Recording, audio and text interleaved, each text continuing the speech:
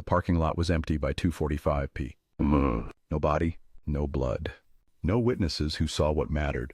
Just a maroon car baking under the Michigan sun outside the Machus Red Fox restaurant in suburban Detroit. A place where businessmen ordered steak and martinis. A place where deals were made in low voices and handshakes meant more than contracts. And on that July afternoon in 1975, one of the most powerful labor leaders in America walked into that parking lot and evaporated. He was supposed to meet two Mafia figures. He trusted the meeting enough to show up. He did not trust it enough to bring protection. That was the last time anyone saw him alive. For decades, rumors have moved through the underworld like cigarette smoke that never quite clears. Some say he was shot within minutes. Some say he was transported across state lines. Some whisper he was cremated before sunset. And then there are the men who claim they pulled the trigger. One of them would later say he had been a freelance killer for 45 years, a ghost with a gun, a contractor of death, a man who stood center stage in the American underworld while the rest of the country watched sitcoms and baseball. He said he knew what happened. But here is the question that still rattles like loose change in a dark hallway. Was he telling the truth? Or was this just another performance in a life built on myth, blood oaths, and borrowed legends? Because when a mafia hitman steps forward decades later and says, "I did it," you have to ask yourself something far more dangerous than who pulled the trigger. You have to ask who benefits from the story. Tonight we step into the shadow between confession and fabrication, into the world of contracts, loyalty, betrayal, and a disappearance that still refuses to die. The truth is buried deep beneath layers of secrecy and lies.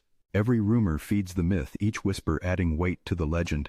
Some believe the silence is a shield, protecting an entire empire of corruption. Others think the truth is gone, swallowed by the darkness that looms over Detroit's underworld. In this city, allegiances are fluid and loyalty is measured in blood, and yet the mystery persists, haunting those who seek answers. The maroon car remains miles away in memory, a silent witness to the chaos of that day. Its shadow still lingers beneath the surface of every theory and every secret kept locked away. The question remains, did he walk into the restaurant and vanish, or was he taken elsewhere? And perhaps, lost to history forever, is the truth of what truly transpired. As the sun sets over Michigan, shadows lengthen over Detroit's dark history.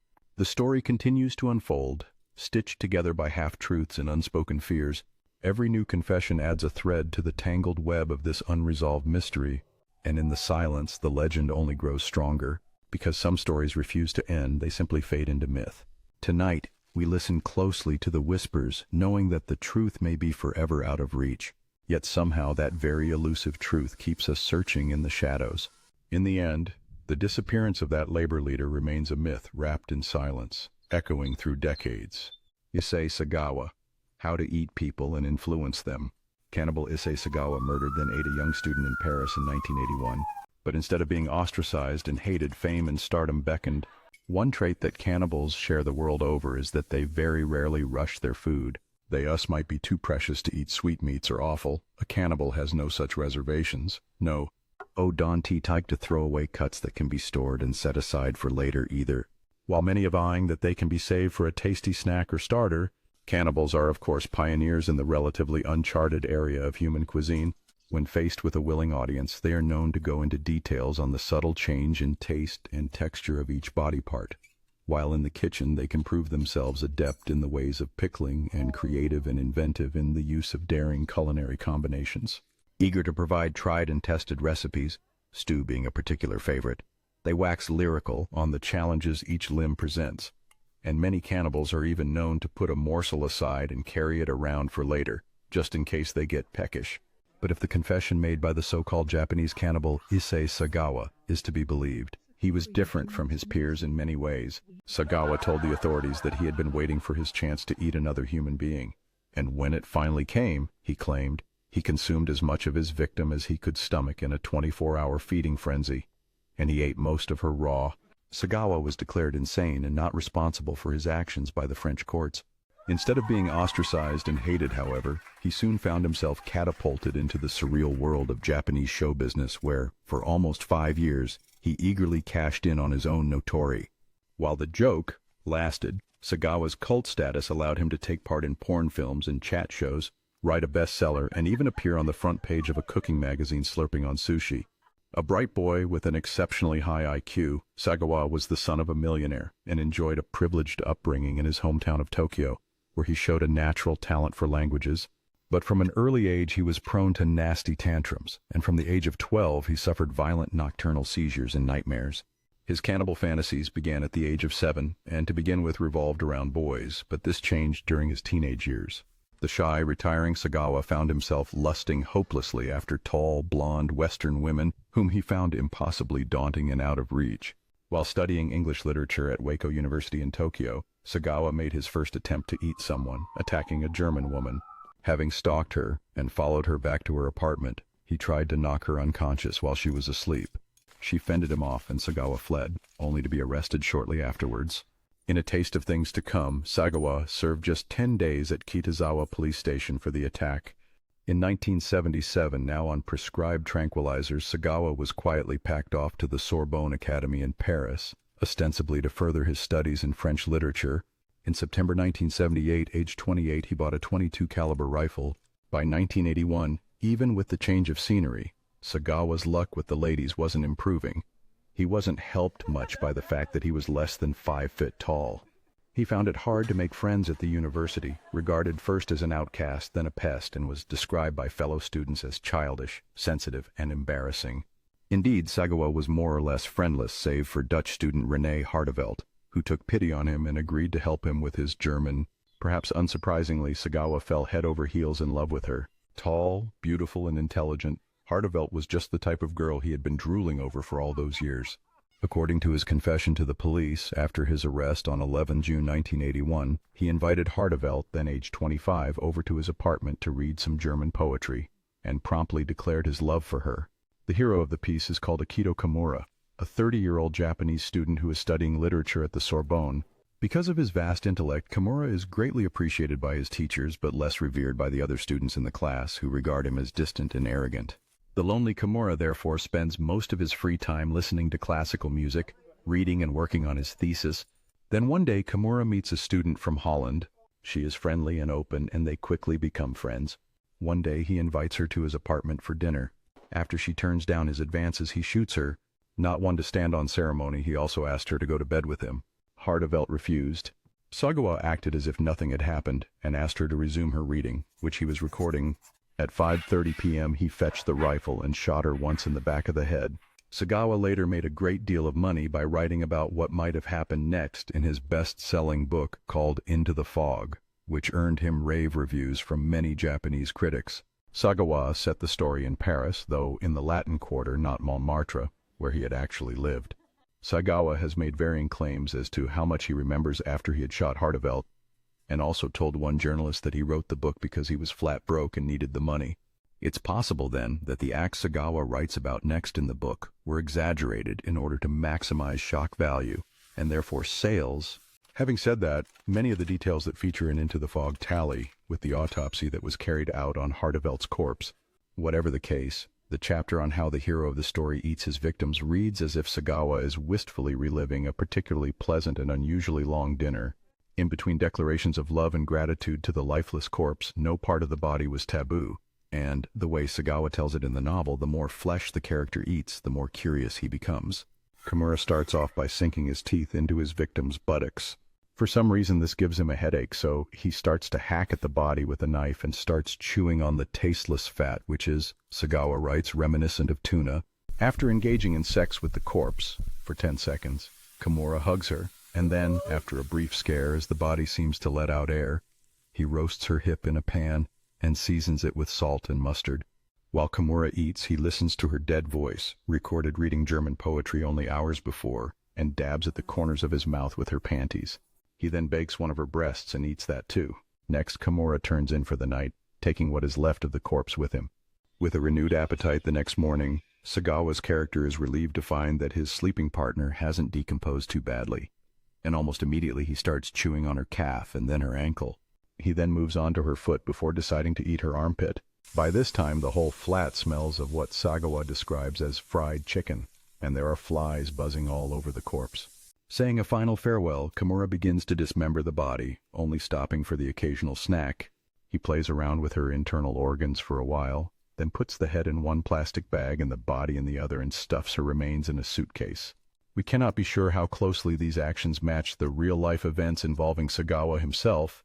We do know that, once Sagawa had finished with Hartevelt's body, he carefully disposed of her clothes and personal belongings in the River Seine and in rubbish bins around Paris. He also disposed of some of her flesh and internal organs in garbage boxes. Back home, Sagawa saved some parts of her body in the freezer in anatomically labeled bags and called a cab. When the cab driver put the suitcases in the boot, he joked to Sagawa that they were so heavy that he must have a body inside them. Sagawa took the cab to the Bois de Boulogne Park in Paris with the intention of throwing the remains into the Lac Inférieur, one of the Bois' many lakes. But the suitcases were so heavy that he didn't have time to dump them before a middle-aged couple spotted him trying to lug them to the water's edge. Realizing that he had been spotted, Sagawa immediately fled, leaving the two suitcases under a bush. After he had disappeared, the couple went looking for a policeman, who got a very nasty surprise when he opened up those cases. The couple later provided a description of Sagawa, and the taxi driver was able to remember the address he'd picked him up from. 3 days later, Sagawa was questioned in his apartment and promptly confessed to the hideous crime. It wasn't long before Sagawa was back sleeping in his own comfy bed at home and walking the Tokyo streets, though. His family employed one of France's top lawyers to argue his case for a rumored $1 million fee, and Sagawa was deported back to Japan and treated in the Matsuzawa Mental Institution for a further 16 months. As he had entered the institution voluntarily, he was also, in theory, able to leave it, and with his father pulling the strings, Sagawa walked out a free man in September 1985. On his release, Sagawa kept a fairly low profile, embarking on a short-lived career as a dishwasher and also made an unsuccessful attempt to get work as a French tutor. He did, however, persuade a literary magazine to run installments of one of his novels. And he also found more creative work by writing the subtitles for a film about a man who made handbags out of the skin of corpses. But his really big break into show business was just around the corner. It was the reign of another Japanese killer, Tsutomu Miyazaki, that paved the way. In 1983, Miyazaki killed 4 young girls and tormented their families by sending them gleeful accounts of their deaths, along with charred bones and teeth. A painfully shy 26-year-old printer's assistant, Miyazaki was also a cannibal. He had devoured his grandfather's cremated bones and gnawed on his final victim's wrist. The case provided Sagawa with a highly fortuitous break. He soon found himself appearing on chat shows and writing editorials for highly respected newspapers and magazines, offering his own peculiar insights and first-hand experiences of what it was like to eat another human being. From there, stardom beckoned. Veteran journalist and photographer Antonio Pagnotta was there to observe the phenomenon firsthand and wound up spending 6 months interviewing and researching Sagawa while living and working in Tokyo. It was 1992 and Sagawa was at the height of his popularity. Pagnotta's story, which was published in France, revealed how adept Sagawa had now become at manipulating the media. Protected by a large circle of admirers, he was treated with respect and even awe, happily wallowing in the media spotlight. The report caused shockwaves all over France, where most believed Sagawa to still be locked up in jail. Sagawa was furious and publicly claimed that the allegations made by Pagnotta were false in an interview published in a monthly magazine called the Tokyo Journal. When Pagnotta refuted Sagawa's claims in a letter that was published 2 months later in the same magazine, Sagawa was livid. "I will never ever forgive Antonio Pagnotta. This Yakuza photographer has followed me for months and has stolen much information," Sagawa wrote to the editors of the Tokyo Journal. "I want to hang him upside down and smash his skull with a metal bat. I will kill him for sure." Sagawa also left ominous messages on an answer machine, was seen lurking outside Pagnotta's old apartment, and very nearly assaulted him in a restaurant. Indeed, the story took its toll on Pagnotta, who suffered recurring nightmares of Sagawa trying to attack him and eat his brain. "Sagawa is a very cunning man," Pagnotta told me, "way beyond imagination, and I suppose the reason he wanted me dead was because I had exposed him in a crude manner as a sexual pervert, porno actor, and a could-be serial killer." Pagnotta had first met Sagawa at Tama Tube Station in 1992. Standing 1.5 meters in height, wearing a child-sized white ski jacket and thick-tinted glasses, he stood out unmistakably in the busy Tama station, Pagnotta remembers. But everybody ignored him. It was incomprehensible that his child's body would emanate such a powerful aura of menace. To most, he might seem to be a pathetic midget. There was something more to him. As I approached to shake hands, my instinct, beyond understanding, abruptly set off alarms. His sickly acne-scarred face did not suggest any emotion. His skin appeared to have been repeatedly washed in cleansing lotions. He had tried to remove an invisible stain, or perhaps tried to reach under the skin. As we were almost touching, we made eye contact. I felt overwhelmed by nausea. Despite Pagnotta's gut feelings, the fact is that Sagawa is well-educated and usually well-mannered, traits that earned him the nickname of the gentleman cannibal in Japan. He spoke French passably, and his manners were gracious, Pagnotta concedes. He even appeared somewhat modest, the sign of a proper education. No doubt about it, this diminutive man showed good breeding. All the same, according to Pagnotta, money was a passion for Sagawa, even though he was still getting a healthy allowance from his millionaire father. If you wanted to interview or take his photo, you invariably had to pay for it. You also had to deal with his many cronies who, Pagnotta says, openly shared Sagawa's obsessions. One wanted to eat a baby, while others wanted to join Sagawa in another killing. Sagawa himself was open about his past. As in a thriller movie script, Pagnotta observed, I had noted that Sagawa did not hide his obsessions. He even wanted to openly share them. Every year, almost ritually, the cannibal gathered friends and admirers for Hanami, a traditional party under the cherry blossoms of a nearby park. The main dish was barbecued meat. That year he wanted me to join in. Reality and fiction had fuzzy borders for him. I was sure Sagawa was reliving permanently his crime in his books. I observed his jubilation when asked about his carving of the cadaver. He preciously kept a collection of horror movies, running scenes of cannibalism, next to a collection of magazines which carried a story about him, and he permanently updated both. Sagawa also kept a busy schedule, regularly filing movie reviews for Brutus magazine. So when a movie called Foam of Light was released, based on a true story of how Japanese troops in World War II had resorted to cannibalism to survive, a tabloid paid for Sagawa to attend the premiere where, according to Pagnotta, he was treated like Hollywood royalty. The release of Silence of the Lambs inevitably resulted in another surge of interest in the poisoned dwarf. The Asian Wall Street Journal quoted Sagawa as finding Hannibal Lecter unrealistic and comical. He was portrayed as a monster and ate everything. Normally a cannibal is delicate and selects his victims carefully. Sagawa also made a big impact by appearing on Fuji TV in a show called Alphabet 23, a popular late-night program for young adults. Pagnotta recalls how Sagawa was addressed as sensei, honorable master, and described as a genius and a gentle person by the show's director. For the show, Sagawa was filmed in a Japanese loincloth and also as a priest, a role he clearly relished. Dressed as a Catholic priest and flanked with two blonde twin sisters in red mini-skirts, a sick reminder of his victims' features, he became the first convicted psycho killer to act on TV, Pagnotta remembers. His professionalism was impressive. He fitted into the production like a veteran.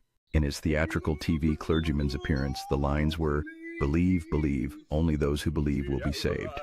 During the shooting, I could tell he was ecstatic. Sagawa also dabbled in the weird world of Japanese underground porn. In one film, he appears on the set while a couple is busy having sex and grabs a girl's breast. Also, according to Pagnotta, for porn magazine Takarajima, Sagawa appeared in a black leather S&M mask. He also dressed up in bondage gear for Sniper magazine, wearing a helmet wrapped with barbed wire. Pagnotta also discovered the most shocking photo of all, published in May 1996, where Sagawa appears dressed in a schoolgirl uniform while a half-naked woman urinates on his face. In his heyday, Sagawa traveled the world, enjoying all expenses-paid trips to Germany, Norway, Denmark, Canada, Mexico, Iceland, and India. The fact that he had murdered young women and eaten them seemed to have been forgotten. He lectured on the nutritive value of human flesh. He featured as a meat expert for a gastronomy column. He planned to open a vegetarian restaurant. However, Sagawa's popularity soon faded. The media work, which started to peter out in the late 90s, has now all dried up completely apart from a brief interview with 60 Minutes and an HBO documentary interview. Nowadays, Sagawa, who is diabetic, spends much of his time bellyaching about his lack of cash and his inability to get a job. There are no family payouts anymore. Both his parents are dead, and he was even forced to claim welfare for a while. In fact, according to a recent report in The Scotsman on Sunday, Sagawa is now broke and living under an assumed name in a small apartment outside Tokyo. He still sees Western women from time to time, and one even begged him to eat her, according to the same report. On Saturday nights, Sagawa occasionally still haunts Tokyo's red light zone, Roppongi, where he chats up Australian nightclub hostesses and strippers, often getting their numbers. A recent report even claimed Sagawa managed to pick up an Australian girl and go on holiday with her to Canada until she realized who he was. He still makes the occasional headline. In 2002, Japanese tabloid Shukan Shinsho reported Sagawa was spotted attending an anti-war rally in Tokyo. People are all beautiful. People shouldn't kill people, his sign read. Apparently angered by the U.S. attack on Afghanistan, Sagawa told the newspaper he planned to spend the rest of his days studying what life is. But nobody seemed to take much notice of him, and he shuffled off soon afterwards. In October 2007, for the magazine Jitsuwa Knuckles, Sagawa told writer-photographer Noboru Hashimoto, "When I see a beautiful girl while riding the train, I feel like eating her." He also referred to the killing of Renée Hartevelt, telling the journalist, "I invited her to join me for some Japanese food. But Japanese restaurants in Paris were expensive, so I said I'd prepare sukiyaki at home. No one else came along, and usually a girl would be on her guard to be alone with a man at his place, but Renée was completely at ease. Whore! And I was overcome with this compulsion to eat her." The fact still remains that, for years, Sagawa cashed in on the murder of a young woman, reducing his horrible deed to nothing more than a sick joke, and the media was more than happy to play along. Today his novelty is worn very thin, though. The joke isn't very funny anymore, even in Japan.